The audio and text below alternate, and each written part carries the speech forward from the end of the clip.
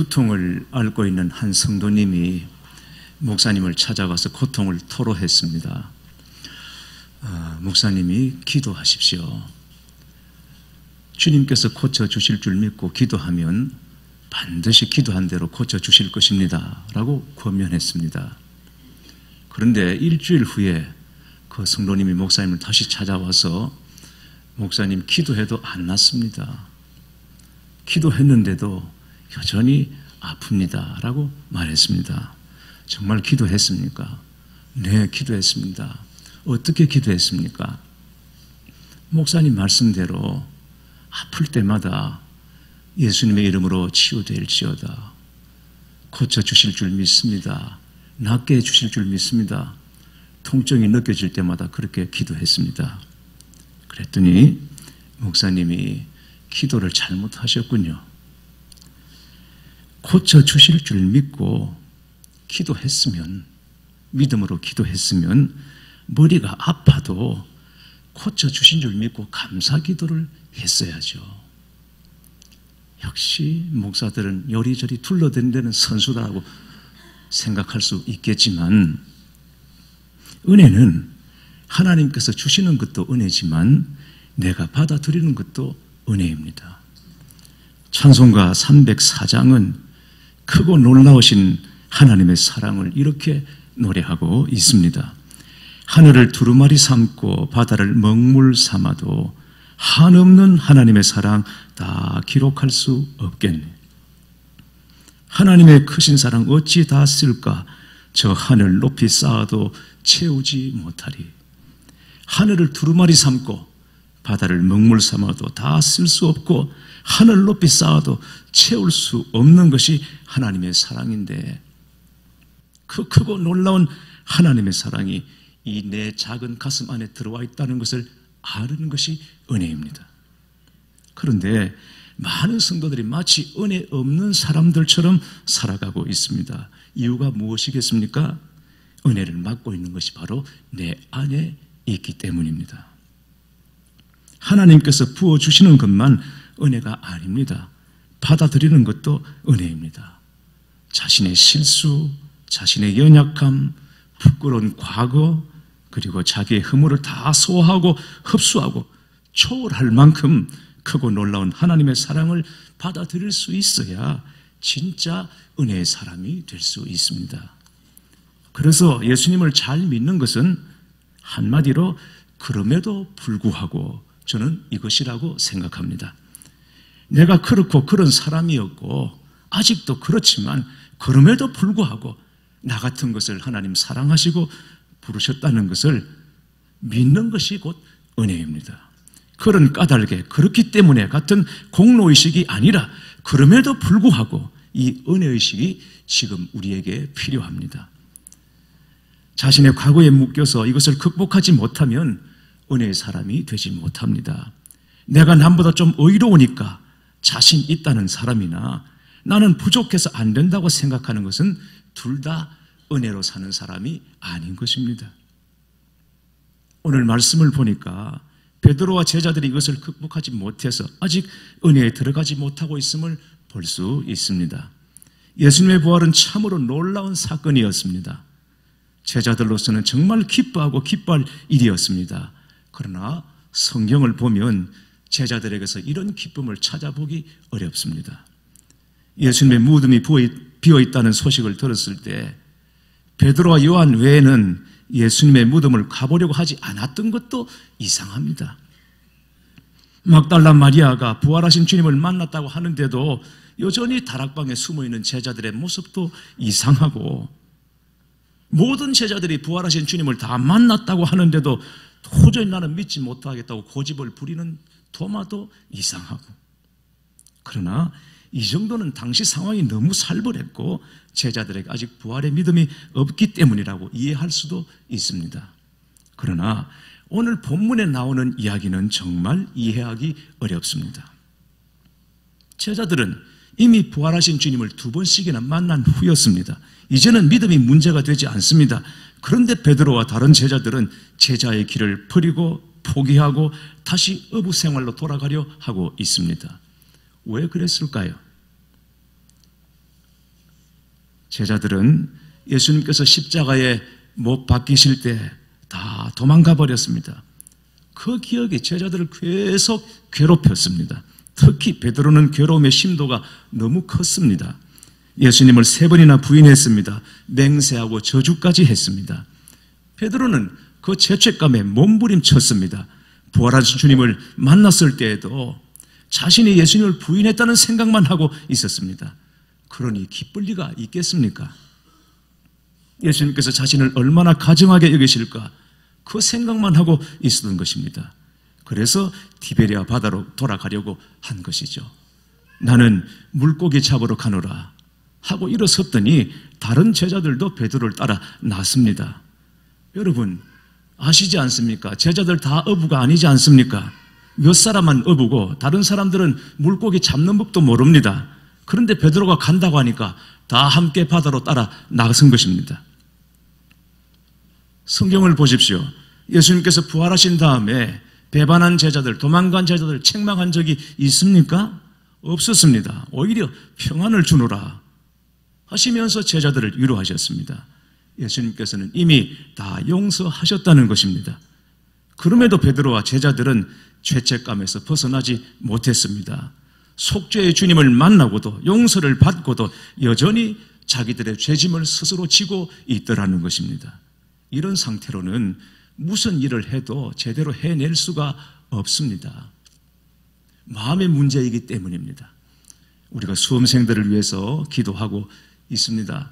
수험생들을 위해서 기도하실 때 특별히 11월 15일 날 당일 이 마음과 몸을 하나님께서 붙잡아 주시도록 기도하셔야 합니다. 그날의 이 컨디션이 참 중요한데 이 마음이 참 중요한데 멘탈이 굉장히 중요한데요. 모의고사에서는 높은 점수를 받는 아이들이 본고사에서 이상하게 망치는 아이들이 있습니다. 모의고사보다 본고사 난이도가 특별히 높아서가 아니라 마음이 흔들리기 때문입니다. 긴장을 하고 마음을 지키지 못하면 아는 문제도 이상하게 피해가게 됩니다. 군에서 사격을 하면은요, 사격 훈련을 해요. 백발배충 맞추는 병사들이 있습니다. 훈련할 때는 그렇습니다. 그런데 대회에 나가서 자격 사격을 하면 이상하게 표적을 피해갑니다. 왜냐하면 호흡이 흐트러지고 이 멘탈이 무너지기 때문에 그렇습니다. 운전 면허 시험 쳐보셨죠, 여러분? 아마 여러분들도 수입인지 많이 붙였을 것입니다. 학원에서 해보면 잘 됩니다. 코스도 잘 되고 이 장거리도 잘 됩니다. 그런데 면허 시험장에 가서 옆에 경관이 앉아있으면 이상하게 떨리고 그냥 브레이크를 밟아야 되는데 가속 페달을 밟고 가속 페달을 밟아야 되는데 브레이크를 밟고 그렇게 해서 면허 시험 칠 때 떨어진 분들이 얼마나 많습니까? 제가 저는 한 번에 합격했다고 말씀드렸습니까, 여러분?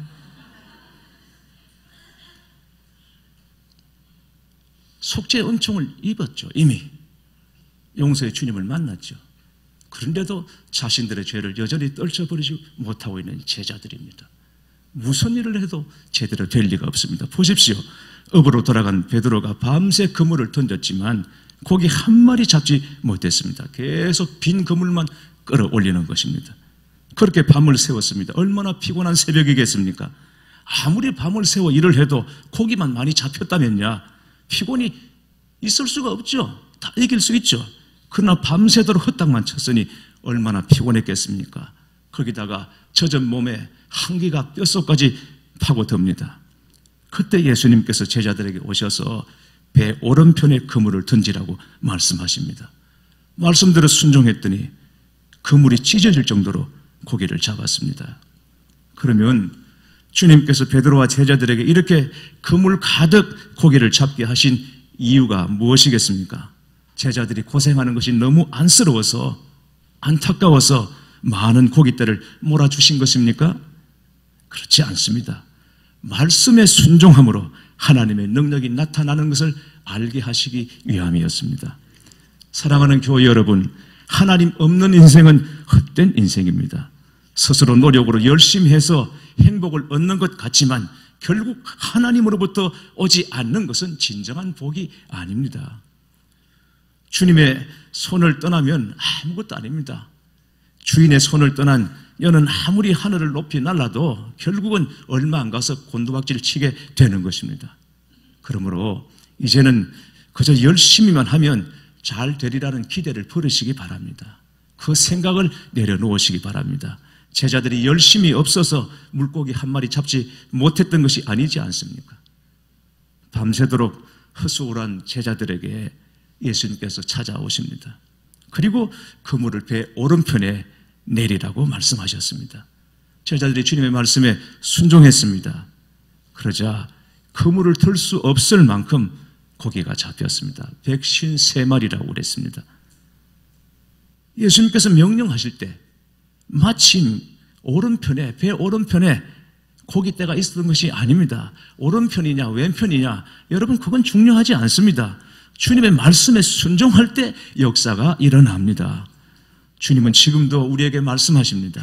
나름대로 애쓰지 말라고, 몸부림치지 말라고, 그 전에 먼저 말씀에 순종하라고 말씀하십니다. 그러면 역사는 주님께서 일으켜 주시는 줄 믿습니다. 그 다음 말씀이 참 중요합니다.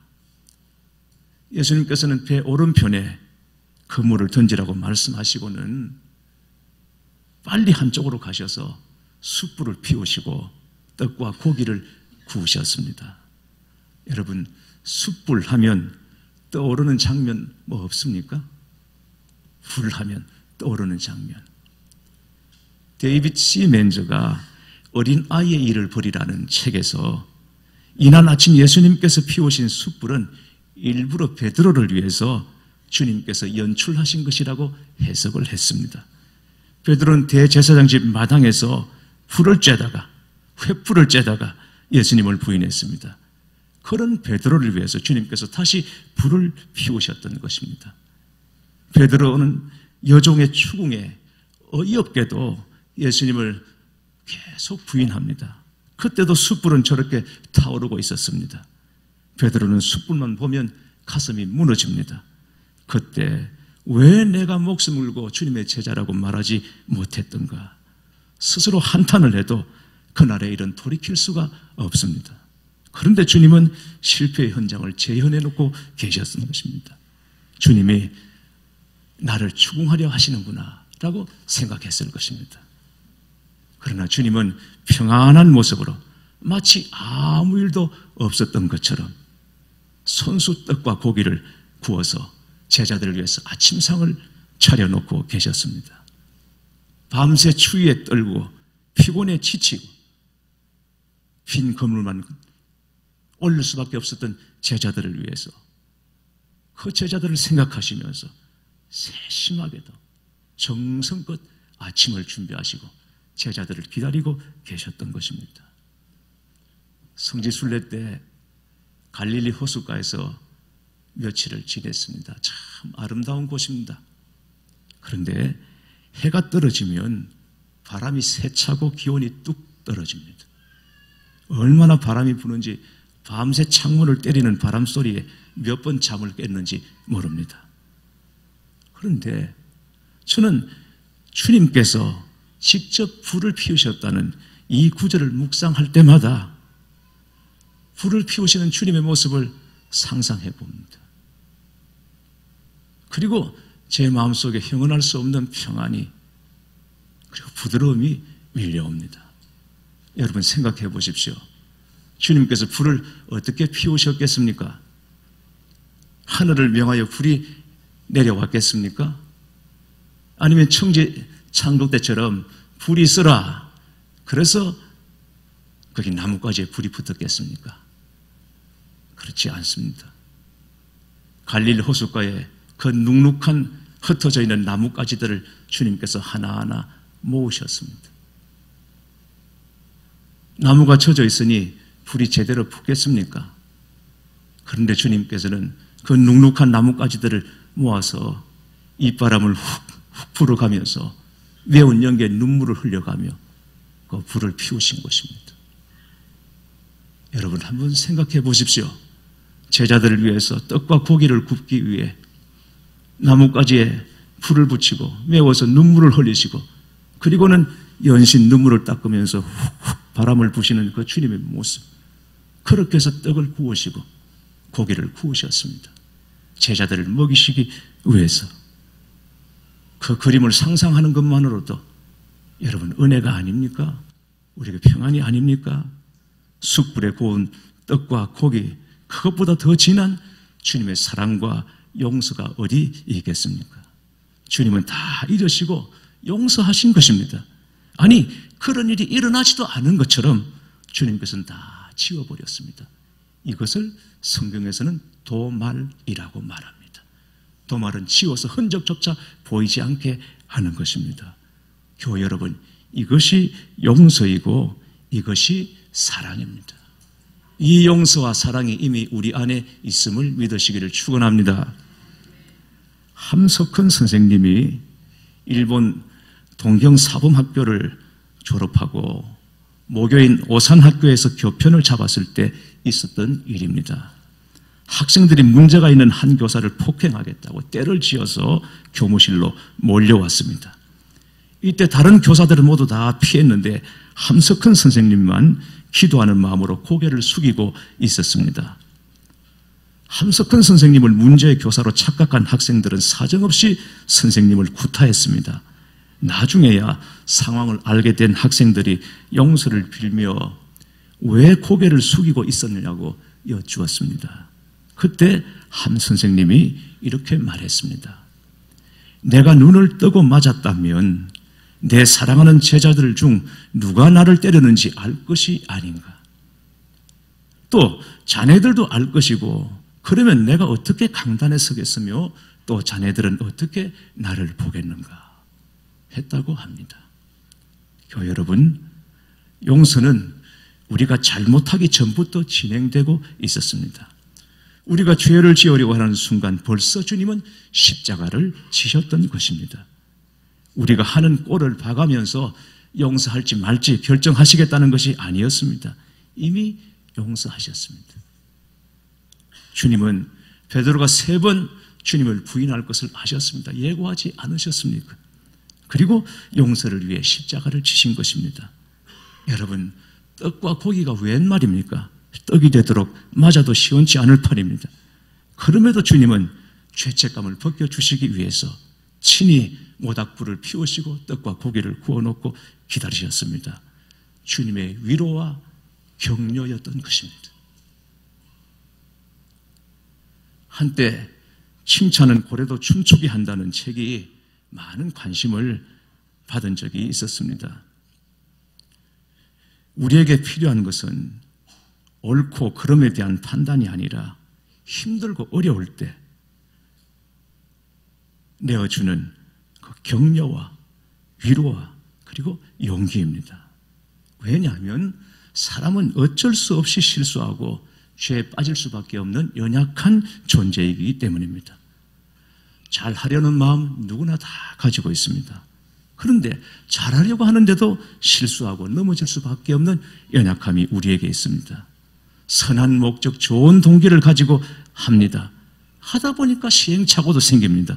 그래서 그게 아주 문제가 되기도 하는 것입니다. 그럴 때 필요한 것이 무엇이겠습니까?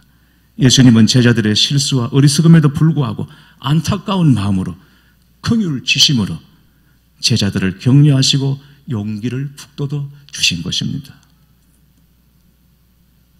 여러분, 목사가 설교를 잘했으면 좋겠죠. 좋은 설교를 듣기 위해서 애쓰시는 성도들의 노력은 거의 순례자에 가깝다고 저는 생각합니다. 그러나 목사가 설교 잘하는 방법 하나 여러분께 가르쳐 드리겠습니다. 제가 팁입니다.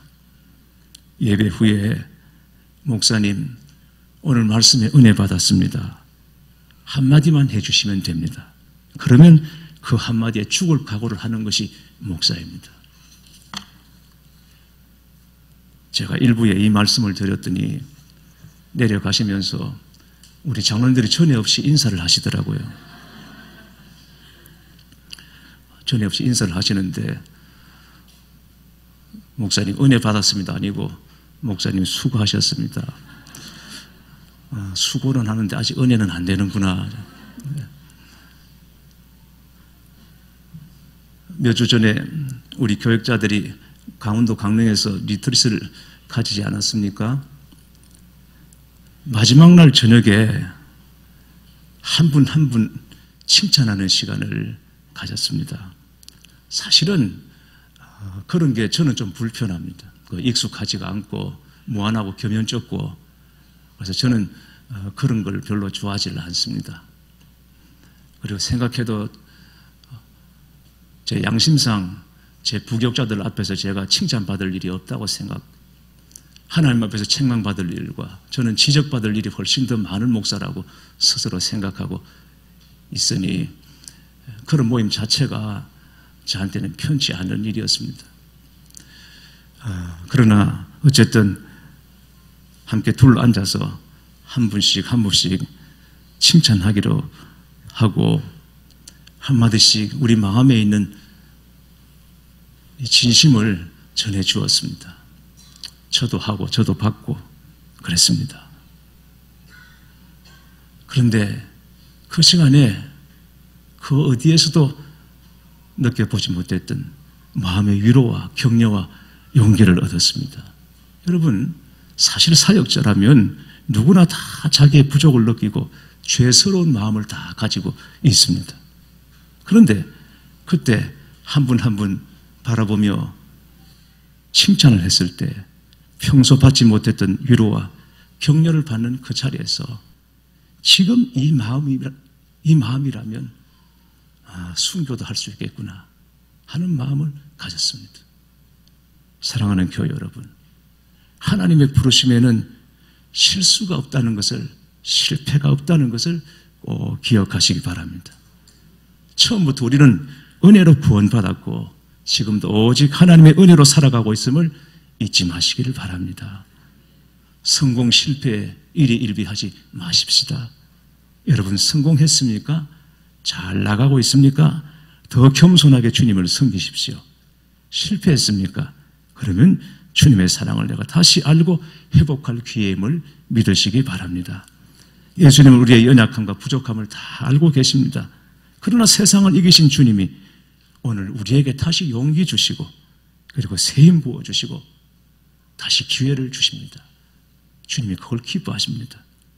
제자들은 주님을 떠났지만 주님은 제자들을 찾지 않으십니까? 우리도 때때로 어쩌다 보니 주님과 멀어질 때가 있습니다. 세상에서 살아보겠다고 몸부림쳤는데 생각 같지 않게 영으로는 더욱더 곤고해지고 주님으로부터 자꾸 멀어지고 있는 우리 자신을 발견하게 되죠. 그러나 주님께서 다시 우리를 부르실 때가 있고 주께로 나올 때가 있는 것입니다.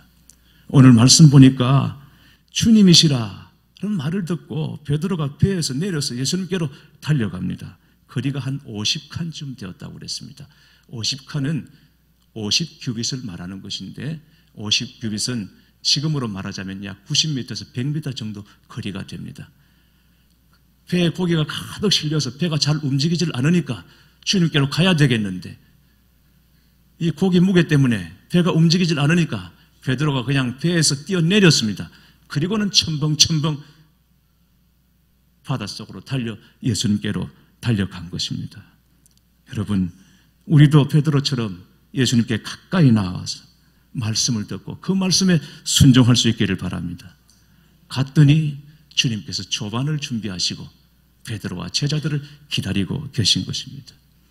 우리도 세상에서 실패와 추위와 허기와 피곤에 지쳐 있을 때가 많습니다.